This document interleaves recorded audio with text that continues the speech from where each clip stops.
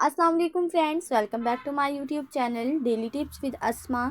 आज की इस वीडियो में हम आपको बताएंगे हलीमा नाम के बारे में अनोखी और दिलचस्प मालूमात। हलीमा नाम का शुमार लड़कियों के नामों में होता है। हलीमा एक इस्लामी नाम है।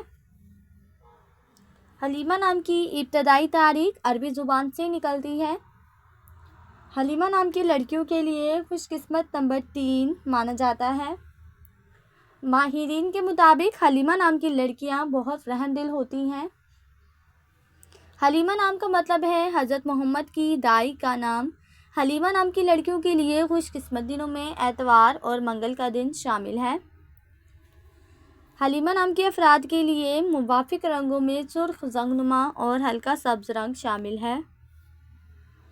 हलीमा नाम के अफराद के लिए मुवाफिक पत्थरों में पुखराज पत्थर शामिल है। खुशकिस्मती वाली धातों में हिंसों के हिसाब से तांबा शामिल है।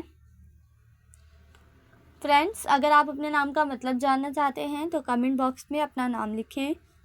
इंशाल्लाह हम आपके नाम की वीडियो ज़रूर बनाएंगे। Thanks for watching. अल्लाह हाफिज़।